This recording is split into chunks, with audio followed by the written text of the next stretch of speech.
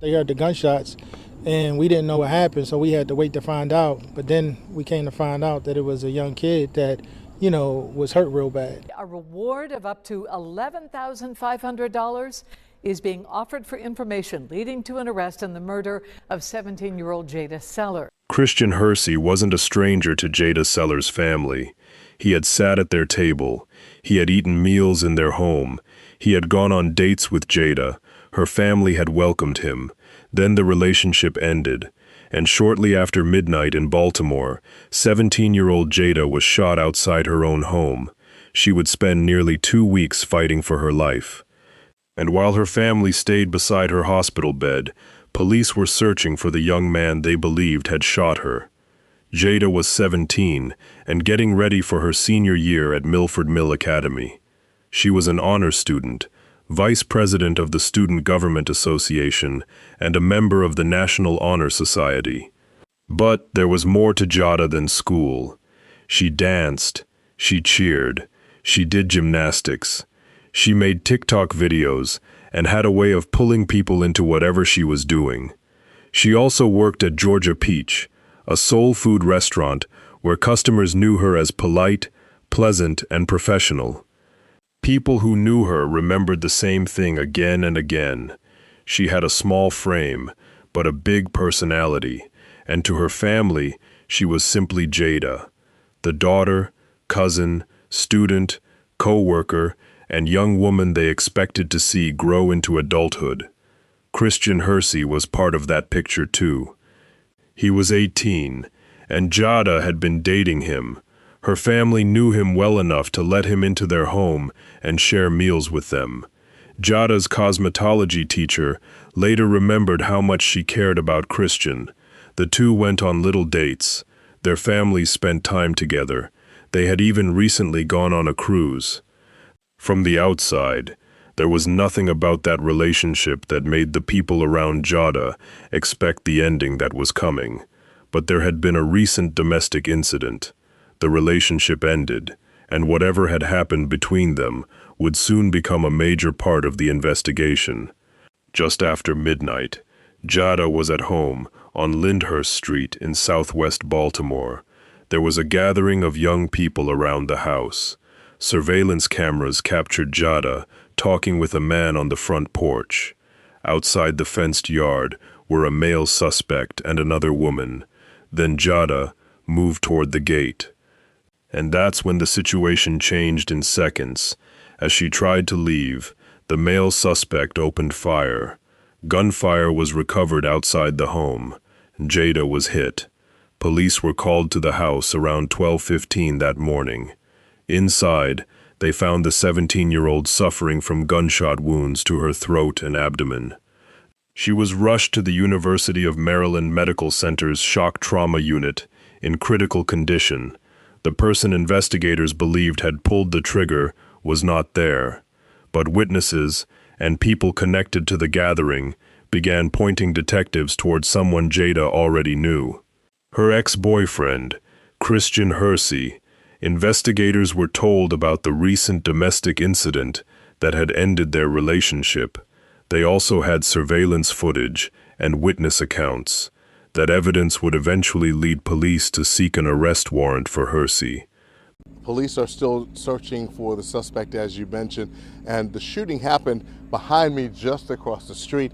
The family of the victim has released a message on social media, and the investigation continues.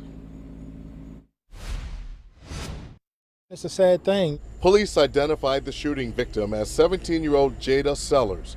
We've learned she was a senior at Milford Mill Academy, a student athlete at the high school. Sellers was shot July 31st on Lyndhurst Street near Gelston Drive in Southwest Baltimore. She remained in the hospital 2 weeks before dying from her injuries.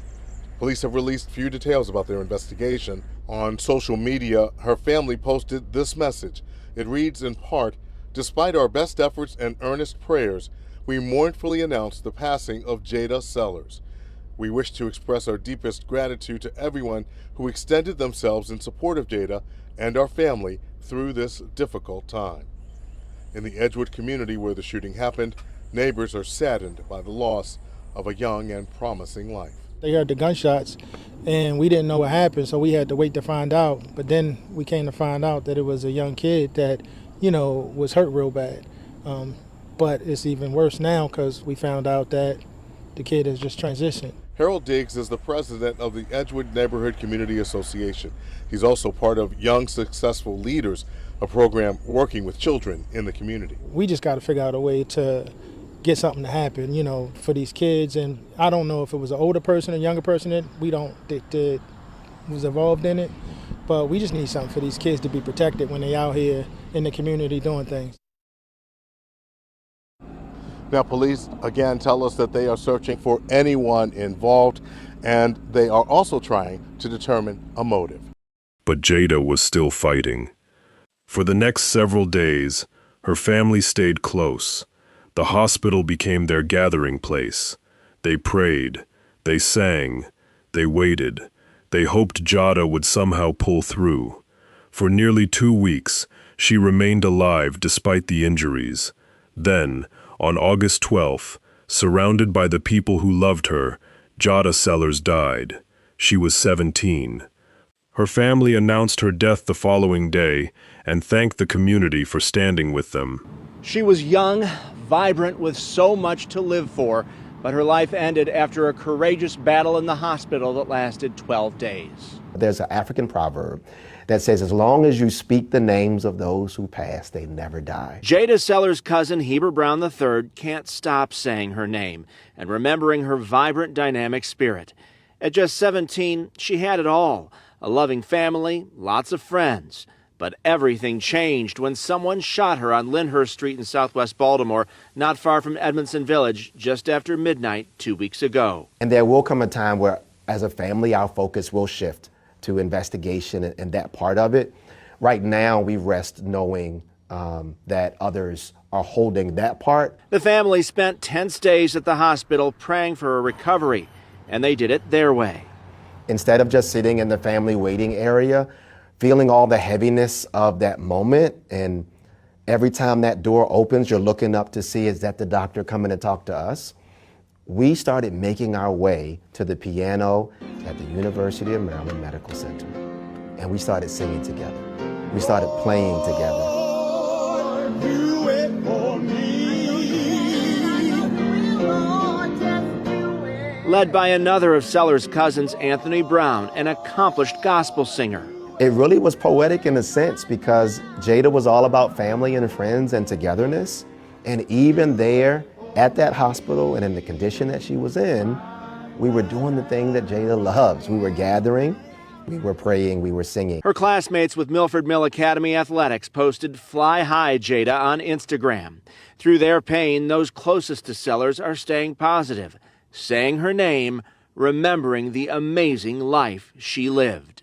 Jada was a picture of a dynamic teenager who was just starting to make her mark on life, but had already made her mark on us as a family and her very large friend group. Everybody who met her walked away saying there's something special about her. Sellers is one of 63 homicides so far this year in Baltimore. Her family says while this has been a nightmare, they are grounded in their faith. At Milford Mill Academy, teachers and classmates mourned a student who had been preparing for her senior year. But while Jada's family was preparing to bury her, police were still looking for the man they believed was responsible. And the Milford Mill community is in mourning after a teenager dies from injuries sustained in a shooting. Our team is following both of these stories tonight. Let's begin with Maxine Rose. Maxine is live after speaking with family members of that teen shooting victim. Maxine? Jada Sellers' cousin spoke with me here in Baltimore County on behalf of the family. He described her as a bright, loving, accomplished person whose light will continue to have an impact on so many lives. In fact, there's an African proverb that says, as long as you speak the names of those who pass, they never die. And I think that's going to be something that we experience with Jada Sellers. For the rest of our lives, we'll be speaking her name. 17-year-old Jada Sellers was a member of the National Honor Society, the vice president of the school's SGA, and active in community organizations. Dance to cheer and so many other groups like that. She is larger than life in a small frame. The Milford Mill Academy athletics program posting this photo of Sellers on its Instagram account, writing, quote, "Words cannot express our feelings during this unimaginable time." Could not meet Jada and not fall in love with the brilliant person that she is. Baltimore City Police say Sellers was shot on July 31st in the 700 block of Lyndhurst Street at around 12:15 a.m. She was taken to the University of Maryland Medical Center that night, battling her injuries. Even in that situation, Jada was bringing us together, even tighter. And from playing games to singing songs to telling stories, we camped out at that hospital and did everything that we could. Until she died on August 12th. The news coming as a shock to neighbors on Lyndhurst. Oh, wow. It's sad. It's sad to say it. I don't know what was going on over there. Another neighbor tells us over his Ring camera what he remembers about the night Jada Sellers was shot. I just heard a bunch of young people over there having a party and all. They was just out there talking and laughing and joking, and then I heard somebody arguing. And next thing I know, gunfire went off, and that was it. Everyone ran. We asked Baltimore City Police whether they had identified a suspect. Police declined to comment, stating that the investigation is still open and ongoing.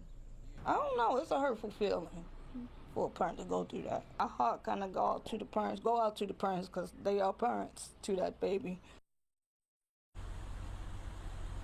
And the Sellers family, they tell me that they are still working out the details when it comes to a celebration of life for Jada, but they say they will keep the community updated. And now, Christian Hursey was no longer simply a suspect in a shooting. He was wanted for a while. Police kept many of the details of the shooting private, but investigators were building a case. Surveillance footage placed Jada outside the home just before the gunfire. Witnesses gave detectives information about the shooter, and several people identified that person as Christian Hursey. The investigation also showed that Jada and Christian had recently ended their relationship after a domestic incident that gave detectives a clearer picture of what had happened that night. But Christian was gone by August 20. Nearly a week after Jada's death, police publicly identified 18-year-old Christian Hursey as the suspect, and they weren't treating him like someone who might simply turn himself in. He was considered armed and dangerous. Police believed he could have left Maryland. At the same time, investigators had information suggesting he might still be somewhere nearby. The search quickly grew. Metro Crime Stoppers and the U.S. Marshals Service put up a combined reward of $11,500 for information leading to his capture. Baltimore police have confirmed the suspect wanted for the murder of his ex-girlfriend is dead. Thank you for joining us. I'm Kai Jackson. And I'm Mary Bubala. Just yesterday, the department announced 18-year-old Christian Hursey was wanted for the murder of 17-year-old Jada Sellers. Sellers was shot during a gathering in Baltimore City last month. She died 2 weeks later. Alexa Ashwell has been following this case and has more about Hursey's death and the latest on the investigation. According to Baltimore Police, Christian Hursey is believed to have taken his own life when investigators were attempting to serve a search and seizure warrant at a home in Baltimore County. Just hours after announcing 18-year-old Christian Hursey was wanted for the murder of 17-year-old Jada Sellers, we now know officers were moving in on a home in Baltimore County where the suspect was believed to be.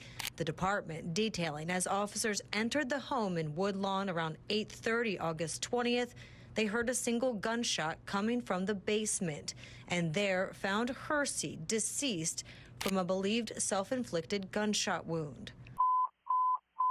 All right, getting 709 Lyndhurst for the discharges. Caller heard gunshots and people screaming. 17-year-old female shot. Back on July 31st, Sellers was shot while attending a gathering at a home in Southwest Baltimore City. The Baltimore County teen, who was an honors student athlete at Milford Mill Academy, died 2 weeks later. A warrant was issued for Hursey's arrest earlier this month, but not publicly announced. In the statement of charges, investigators wrote private surveillance captured Hursey, Sellers' ex-boyfriend, opening fire and shooting the teen, and witnesses helped identify him. Also, just give a fair warning to anybody who is helping him stay hidden or helping him to escape. We will prosecute you as well. Just yesterday, the commissioner announced this warning after releasing Hursey's name and image, along with a more than $11,000 reward for his arrest. Today, releasing this statement that reads in part, "Last night's events mark a tragic ending to an already tragic case, and while the circumstances surrounding their deaths are very different, both families are now left to grieve the devastating loss of two young people." Sellers' family has since released a statement thanking city leaders and law enforcement for their efforts, writing in part, "We won't find full solace until all girls and women are safe from the sin and crime of interpersonal violence. Jada's legacy will extend far beyond this moment and continue to inspire us all." Federal agents joined the search. Baltimore Police Commissioner Richard Worley warned people not to help hide him. So just give a fair warning to anybody who is helping him stay hidden or helping him to escape. We will prosecute you as well. Jada's family had already spent days grieving. Now they were waiting for the man they believed had taken her life to be found. Her family said they had believed from the beginning that Christian was the prime suspect. They wanted more resources put into the search, not only to find him, but to determine whether anyone else had helped him stay hidden. New tonight, Baltimore police have identified the suspect wanted for the murder of 17-year-old Milford Mill Academy student Jada Sellers. Sellers was shot outside of a home in Southwest Baltimore July 31st and died 2 weeks later. Now Baltimore police say her believed ex-boyfriend is responsible for her murder. In an exclusive sit-down interview, federal agents say they've joined the search for the suspect. Here's Alexa Ashwell with Maryland's Most Wanted. The U.S. Marshals Service now joining the search and adding to the reward for information that will lead to the arrest of 18-year-old Christian Hursey. Investigators hopeful the added resources and funds will land him in custody. Federal agents with the U.S. Marshals Service now joining the search for 18-year-old Christian Hursey, sitting down with Maryland's Most Wanted to discuss the case. The United States Marshals has joined a search for 18-year-old Christian Hursey. According to court documents obtained by Maryland's Most Wanted, a warrant was issued for Hursey's arrest after investigators said they believed it was him who was captured on surveillance, shooting 17-year-old Jada Sellers outside of a home on Lyndhurst Street in Southwest Baltimore, July 31st.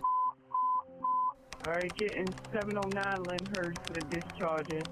Caller heard gunshots and people screaming. 17-year-old female shot. In court documents, investigators wrote responding officers found Sellers in the living room of the home with a gunshot wound to her throat and abdomen. Wait away for a minute. Sellers was rushed to shock trauma, where she died 2 weeks later, her family on their final moments together. We were there together. We transformed that hospital into a living room, and we were there singing and praying.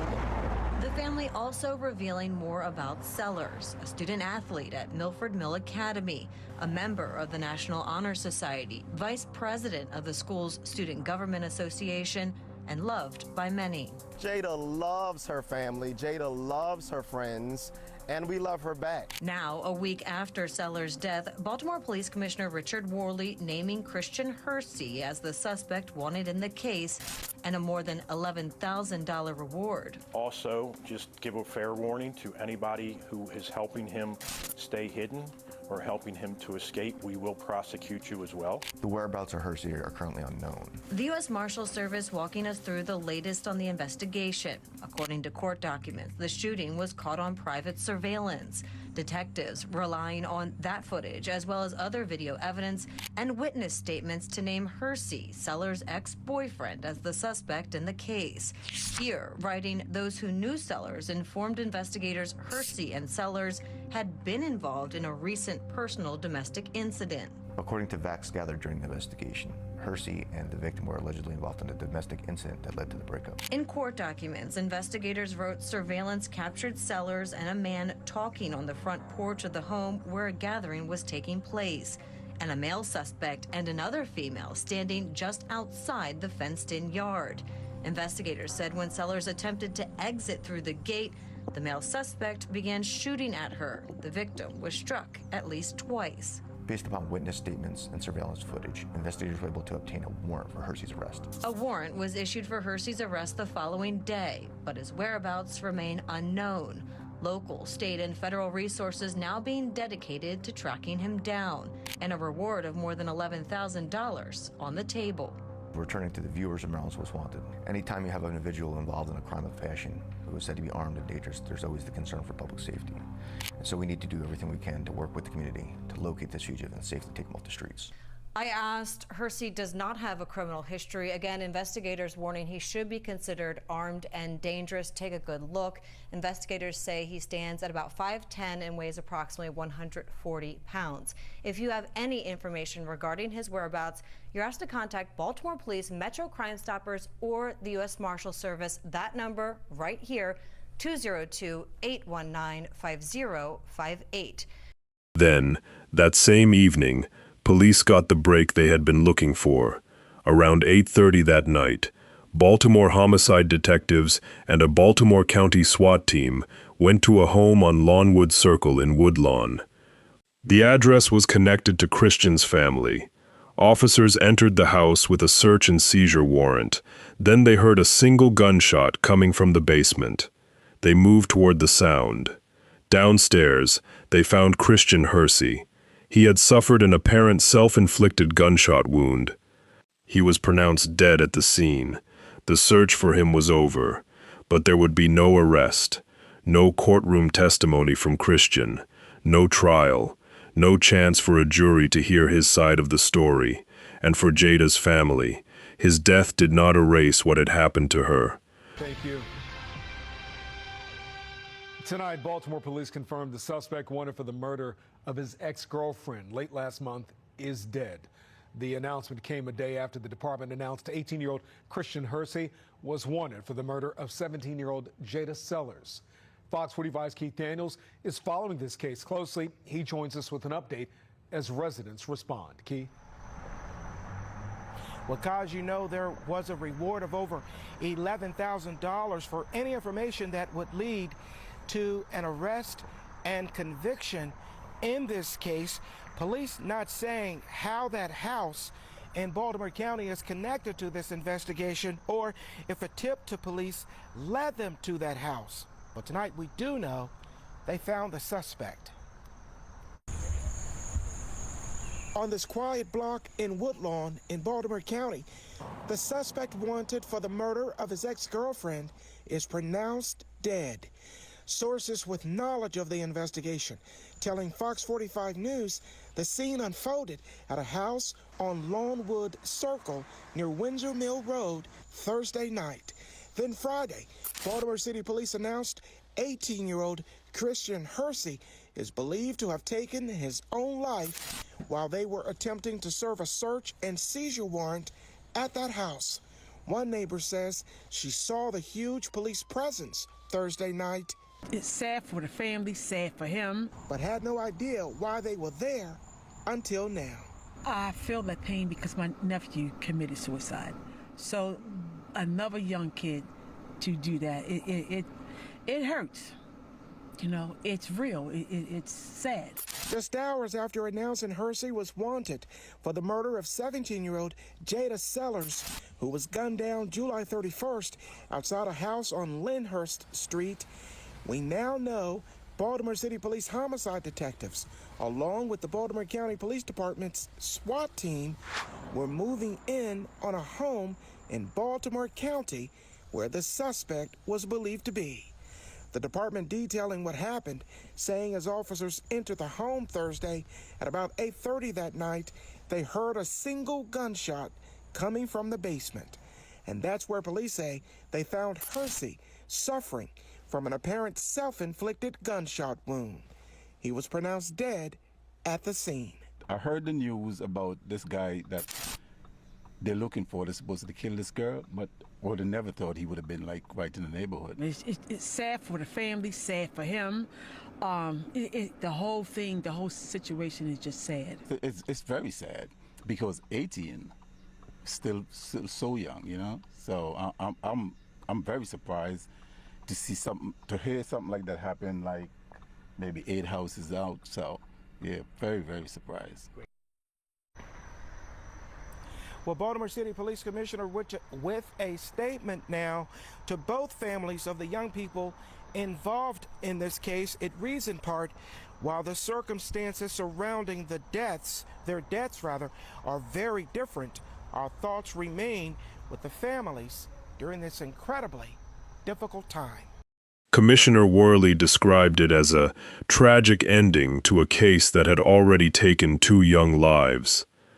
The Sellers family said they took little comfort in Christian's death. They were grateful that he could no longer hurt anyone else.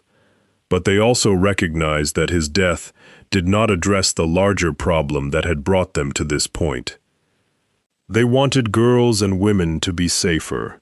They wanted people to pay attention to interpersonal violence before another family had to experience what theirs had. And that might have been where this case ended. 1 teenager dead. The young man accused of killing her, also dead. But investigators and reporters eventually began looking into Christian Hursey's own childhood, and that's when another Baltimore murder case came back into the picture. Christian had been a young child when his family experienced its own devastating act of domestic violence. In 2017, his father, Dominic Daniel Hursey, killed Christian's mother, Chinika Shari Hursey, and her boyfriend, Stephen Scott Campbell. Christian was around 7 years old at the time, but this wasn't a case where there had been no warning. Before the killings, Chinika had already taken steps to protect herself. She had filed protective orders against Dominic. She had written that she was afraid he was going to kill her. One earlier protective order required him to stay away from the same home where the murders would eventually happen. The relationship between Chinika and Dominic had already been through several changes. They divorced in 2010. They later reunited without remarrying. Then they separated again, with disputes involving their relationship and custody of their children, and the situation became more serious. In one incident at a car dealership, the couple had been trying to sell a vehicle they owned together. According to court records, Dominic grabbed Chinika by the arm and twisted it until she dropped her purse, keys, paperwork, and sunglasses. When she bent down to pick them up, he grabbed her around the neck and pinned her against a vehicle. Sales associates had to pull him away. And during the confrontation, he threatened her, saying, "I'm going to kill you." A final protective order was issued only days before the murders. Dominic was also facing assault charges.